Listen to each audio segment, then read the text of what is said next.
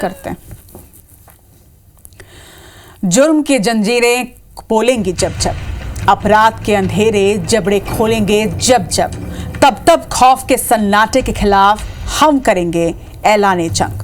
नमस्कार, मैं हूं आप सभी के साथ रचना नितेश और आप देख रहे हैं गुनाह। डराती वारदात और गुनाह की गर्मी से पिघलते जज्बात की पूरी तफसील आज के इस खास बुलेटिन में।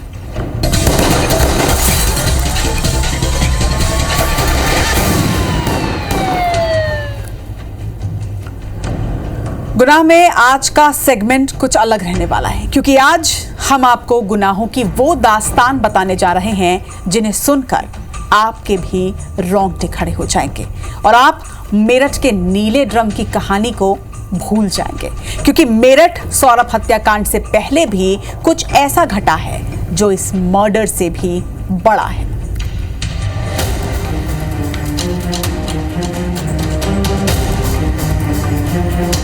मेरठ से शुरू हुआ वो दौर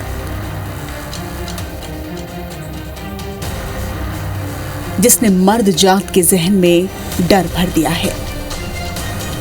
मुस्कान ने पतियों के चेहरे से जैसे मुस्कान ही छीन ली।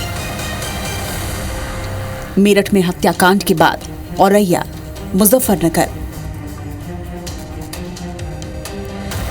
और फिर एक बार मेरठ में पत्नी का कहर जहर बनकर टूटा न टूटा। मुस्कान ने जहां नीले ड्रम में अपने पति के टुकड़े कर चुनवा दिया,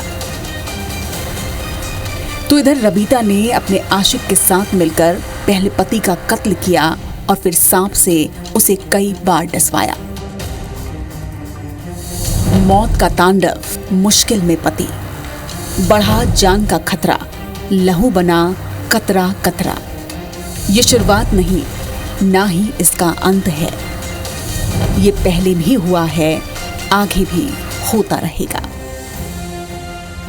लगातार सामने आते पति के कत्ल और प्रताड़ना के केसेस बढ़ने से लोगों के अंदर डर घर कर गया है। लेकिन सिर्फ ऐसा नहीं है कि पतियों पर ही बेरहमी हुई, पत्नियों ने भी ये दर्द झेले हैं। और अगर ये कहें कि पहले ऐसे कभी नहीं हुआ जो अब हो रहा है, तो ये एक बेईमानी होगी। ऐसे में अब ये सवाल खड़े होते हैं कि क्या पहले भी गुनाह की ऐसी दास्तान खून की स्याही से लिखी गई है? तो चलिए आज आपको उन घटनाओं की याद दिलाते हैं, उन दास्तानों से रूबरू करवाते हैं जिसमें किसी तीसरे की वजह से एक साजिश के तहत अपने ही जीवन साथी या जीवन संगनी को लोगों ने बेरहमी से मौत के घाट उतार दिया। तो आज भले ही पतियों को डर लग रहा है, लेकिन पत्नियों ने भी ये दंश झेला है। और जैसा कि हमने कहा, अब शुरुआत करेंगे बिजनौर से, जहां पर एक शख्स ने ऐसी साजिश रची जिसमें फंसकर पति पर भरोसा कर पत्नी ने अपनी जान गंवा दी, और जान भी ऐसी गंवाई जिसे लोग काफी वक्त तक एक्सीडेंट समझते रहे। लेकिन आखिरकार पुलिस के सामने अंकित कुमार की साजिश का पर्दाफाश कैसे हुआ, दिखाते हैं।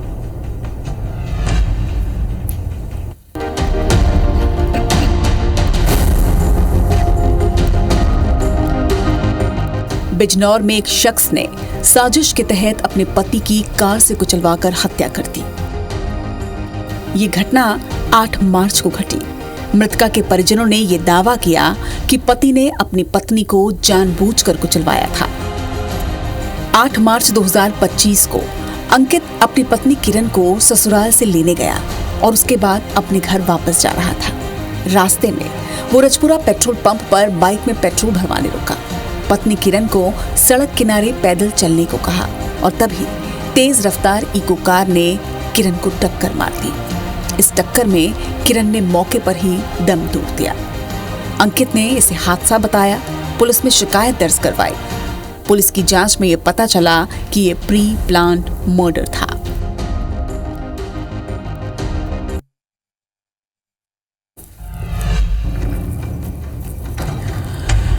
एक और जहां अंकित ने अपनी पत्नी किरण की जान लेने की साजिश रची, तो दूसरी ओर आगरा में नीतू ने अपने प्रेमी के साथ मिलकर ऐसी साजिश रची कि हर कोई दंग रह गया।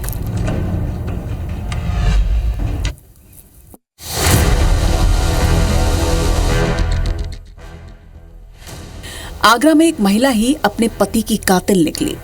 उसने प्रेमी के साथ मिलकर पति की गला घोंटकर हत्या कर दी और फिर शव को ऑटो में रखकर 65 किलोमीटर दूर मथुरा में जाकर फेंक दिया।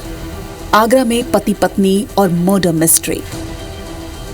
11 मार्च 2025 पत्नी नीतू का एक एम्बुलेंस ड्राइवर से अफेयर था। पति जितेंद्र बघेल को जब इस बात की भनक लगी तो उसकी हत्या की प्लानिंग की गई। पत्नी ने पहले थाने में पति के गुम होने की शिकायत की। प्रेमी विष्णु और उसके दोस्त के साथ मिलकर पति का गला घोंटा। शव को मथुरा के फरह इलाके में जाकर फेंक दिया गया।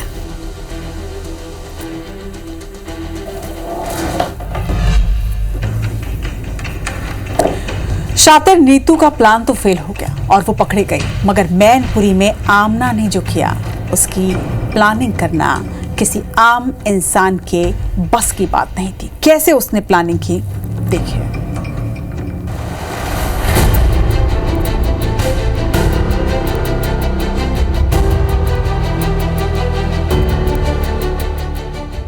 उत्तर प्रदेश के मैनपुरी में साजिद नाम के शख्स का अचला शव खेतों में मिला। साजिद का कत्ल किसी और ने नहीं बल्कि उसकी पत्नी आमना ने प्रेमी सुमित के साथ मिलकर किया था और फिर पेट्रोल डालकर साजिद के शव को जला दिया। चाय, नींद और फिर अग्निकांड। 17 फरवरी 2025 साजिद को पत्नी आमना और सुमित के अवैध संबंधों की भनक लग गई थी। आमना और सुमित ने साजिद को रास्ते से हटाने का प्लान बनाया। रात को आमना ने साजिद की चाय में नींद की गोलियां मिला दी और साजिद के सोते ही उसके सिर पर रिंच से वार कर उसकी हत्या कर दी और फिर पेट्रोल डालकर शव को जला दिया गया। पुलिस की जांच में इस पूरी प्लानिंग की पोल खुली है। पुलिस ने दोनों आरोपियों को गिरफ्तार कर लिया। पति पत्नी और कत्ल की कहानी तो एक तरफ, दिल्ली में इश्क में निक्की ने जो रिस्क लिया वो उसकी जिंदगी और मौत के बीच का कैसे खेल बन गया, दिखाते हैं।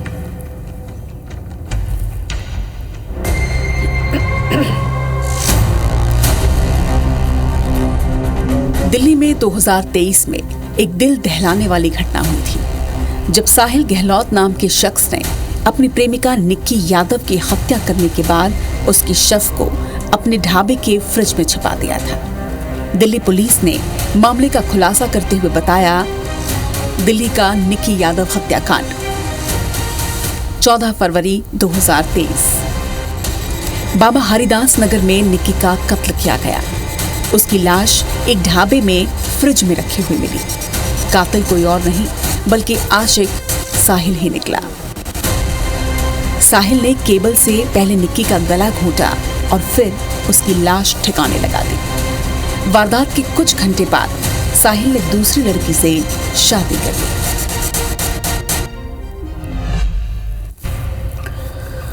अब तक दिल्ली में घटी जो घटना आपने देखी वो भयानक थी, लेकिन दिल्ली में ही कुछ ऐसा घटा जिसने पुलिस महकमे की रातों की नींद उड़ाकर रख दी थी।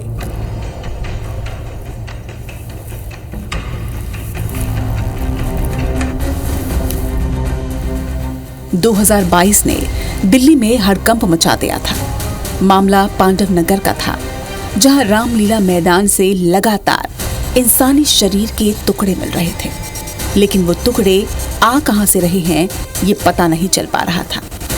मामला जब क्राइम ब्रांच ने अपने हाथों में लिया और जांच शुरू की तो कुछ ऐसा सामने आया जिसने सबके होश उड़ा दिए। रामलीला मैदान और इंसानी टुकड़े। 28 नवंबर 2022 5 महीने की मशक्कत के बाद इस घटना का खुलासा हुआ। इंसानी शरीर के जो टुकड़े मिले वो एक युवक अंजन दास के थे। पत्नी पूनम और बेटे दीपक ने मिलकर इस हत्या को अंजाम दिया था। अंजन की दीपक की पत्नी और बहन पर बुरी नजर थी। दीपक और पूनम ने अंजन के कत्ल की साजिश रची। पहले अंजन को नशीली दवा दी गई, इसके बाद गला काटकर उसकी हत्या कर दी गई। शव के 10 टुकड़े कर रेफ्रिजरेटर में रखा गया और इसके बाद हर रात पूनम और दीपक इन शव के टुकड़ों को फेंकने जाया करते थे।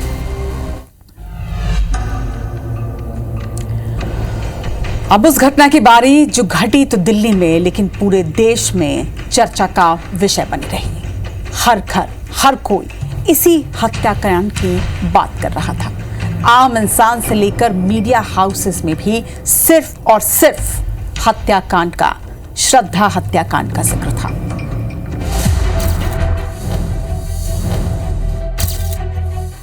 श्रद्धा वाकर हत्याकांड ने सबको हिलाकर रख दिया। आरोपी आफताब ने अपने live in partner Shraddha walker की हत्या कर उसके शव के 35 टुकड़े किए थे और उन्हें दिल्ली के अलग अलग इलाकों में फेंक दिया था। आफताब ने शव को ठिकाने लगाने के लिए फ्रिज खरीदा और शव के टुकड़ों को इसमें रखकर कई दिनों तक ठिकाने लगाता रहा। मोहब्बत के 35 टुकड़े। 18 मई 2022 बम्बल ऐप के जरिए आफताब और श्रद्धा की मुलाकात हुई। दोनों एक साथ लिव इन पार्टनर के तौर पर रहने लगे, मगर आफताब की दूसरी लड़कियों से बात करने पर दोनों के बीच झगड़े होने लगे। 18 मई 2022 की शाम भी दोनों के बीच एक बार फिर झगड़ा हुआ। आफताब ने श्रद्धा को पकड़कर फर्श पर पटक दिया, उसकी छाती पर बैठकर उसका गला दबाकर उसकी जान ले ली। इश्क, कत्ल और शैतानी दिमाग। आफताब ने पहले श्रद्धा के हाथों की कलाइयां काटी, कलाइयों को एक पॉलिथीन में बाथरूम में ही रखा। फिर उसने श्रद्धा का हाथ काटा, उसके बाद उसके पैर और फिर श्रद्धा का गला काट दिया, उसे पॉलिथीन में पैक किया और फ्रिज में रख दिया। धीरे धीरे आफताब ने लाश के 35 टुकड़े किए। हर रोज वो कुछ टुकड़ों को अलग अलग जगह फेंकता था और ऐसा करके उसने श्रद्धा की लाश को ठिकाने लगाया।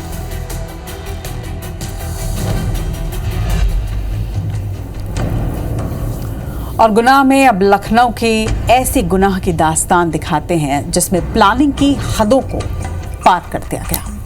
अवैध रिश्तों का खुलासा होने पर एक पति को कैसे अपनी जान गंवानी पड़ी, देखिए।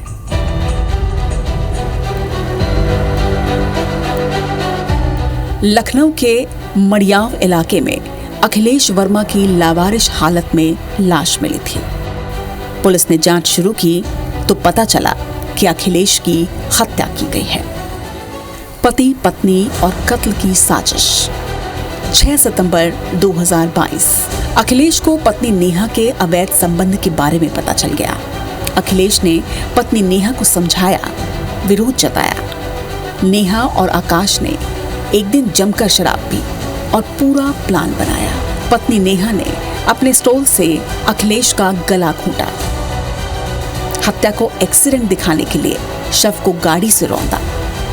हत्या के बाद लाश पर पत्नी नेहा बिलख बिलख कर रोई भी।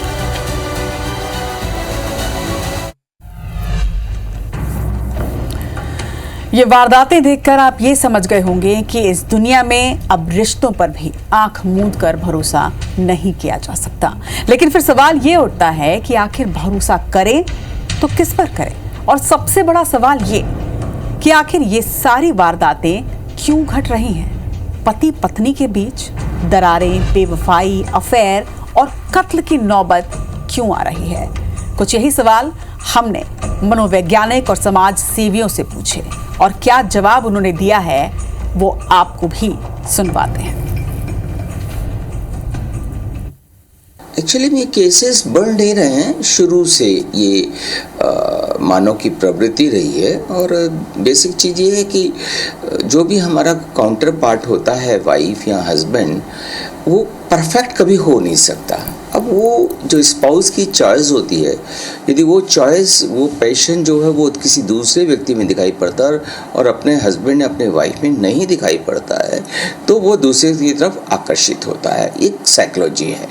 अब प्रश्न ये है कि यदि हम ऐसा करके रिश्तों को कत्ल करें तो यह सांस्कृतिक तौर पर, सामाजिक तौर पर स्वीकार्य नहीं है। मन भटकाव की स्थिति में आए तो ये चीज़ हमें रिमाइंड करनी चाहिए अपने आप को कि मैं अपनी वाइफ या अपने हस्बैंड के लिए सांस्कृतिक ढांचे के अंदर एक यूनिट के रूप में काम कर रहा हूँ। तो शायद ये जो सेल्फ रिमाइंडर है वह काम आएगा। आजकल के जो संबंध है पति पत्नी के एक्चुअली पैकेज के ऊपर निर्धारित हो गए हैं। शादियां भी जो हो रही है पैकेज के हिसाब से शादियां हो रही हैं और आपस में बातचीत कम है। सवेरे से शाम तक के जो है अपने अपने ऑफिस में दोनों बिजी हैं। शादियां जब दो लोगों में आपस में मिल बैठ के बातचीत करके जब तय होती है तो उसी समय बातें कर ली जाए कि जितनी ज़्यादा बातें की जाए, आपस में परिवार में स्नेह और सौहार्द का वातावरण बने, तो ऐसी संकट स्थितियाँ कम आएगी। क्या आपने कभी सुना है कि एक आम को लेकर किसी की हत्या की जा सकती है? मगर मध्य प्रदेश के सागर जिले में एक ऐसी ही घटना सामने आई। जानकारी के मुताबिक गेहूंरास बुजुर्ग गांव में बुधवार की रात 8:30 बज रहे थे जब आरोपी राम बाबू यादव खाना खाने बैठा और इसी दौरान उसने अपने 6 साल के बेटे से आम मांगा। आरोपी की मां ने आम खत्म होने की बात कही। गुस्साए आरोपी ने अपने मासूम बेटे से मारपीट करनी शुरू कर दी और जब बीच बचाव करने उसके 60 साल के पिता हरि नारायण वहां आए तो उनके सिर पर लाठी मार दी और लाठी मार के अपने ही पिता की हत्या कर दी। चीख पुकार की आवाज सुनकर जब गांव वाले मौके पर पहुंचे तो आरोपी वहां से भाग निकला, मगर ग्रामीणों ने भी घेराबंदी की और आरोपी को पकड़कर पुलिस के हवाले कर दिया। तो हम ना देने पर से वो अपने लड़का ऋषि को मारपीट करने लगा। तब उसके पिताजी हरिनारायण ने उसको बीच बचा करने लगा। तो इसी बात पर से उसने फिर गंदी गाली देकर अपने पिता को लकड़ी से पार्टी से उससे मारपीट की, जिससे हरिनारायण की मौके पर मौत हो गई और आरोपी राम बाबू को गिरफ्तार कर लिया है। और अब बारी जशपुर की है, जहां पर एक 15 साल की लड़की पड़ोसी के घर जाती है। जैसा हम सभी जाते थे कभी न कभी, मगर वो पड़ोसी के घर जाकर रोने लगती है। पड़ोसी पूछते हैं कि क्या हुआ, क्यों रो रही हो?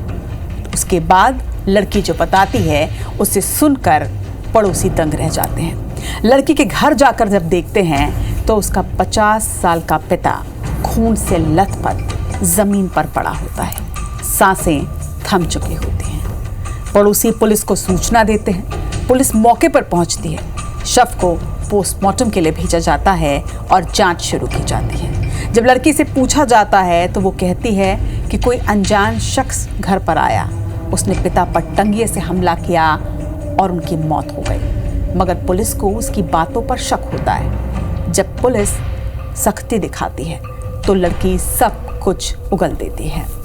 पुलिस के मुताबिक लड़की ने ही अपने पिता का कत्ल किया और ये पूरी कहानी रच दी। दरअसल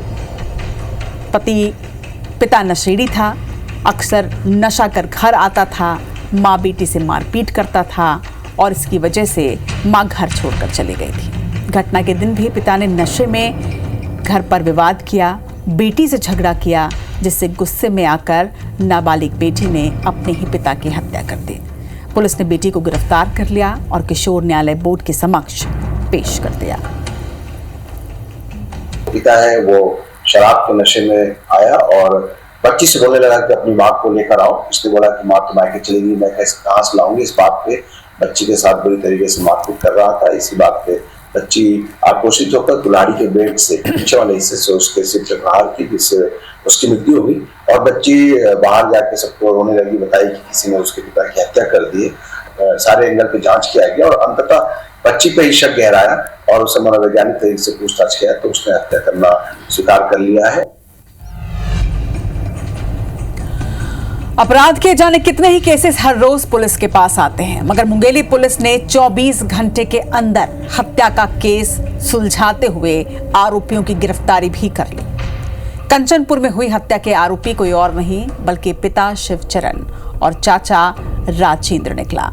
पुलिस के मुताबिक घटना बुधवार रात को घटी, जब पुलिस को यह सूचना मिली कि भोला श्रीवास घर की किसी ने हत्या कर दी है। पुलिस ने मौके पर पहुंचकर देखा तो मृतक के सर पर, पीठ पर, पैर और हाथ पर गंभीर चोट के निशान थे। जब जांच की गई और सख्ती से पूछताछ की गई तो आरोपियों ने सब कुछ उगल दिया। चूँकि मैं स्वयं उपस्थित हो गया था, फोरेंसिक की टीम पहुंच गई थी, डॉग स्क्वाड पहुंच गया था और कड़ाई से पूछताछ करने के बाद में जिससे हत्या हुई थी वो बांस का दंड भी हम लोगों को मिल गया था। आरोपी को तुरंत हम लोगों ने गिरफ्तार किया, आगे पोस्टमार्टम के लिए रवाना किया और विधिवत प्रक्रिया करके मर्ग कायम किया, अपराध दर्ज किया और आगे विधिवत क्रिया करके विवेचना में हम लोगों ने लिया।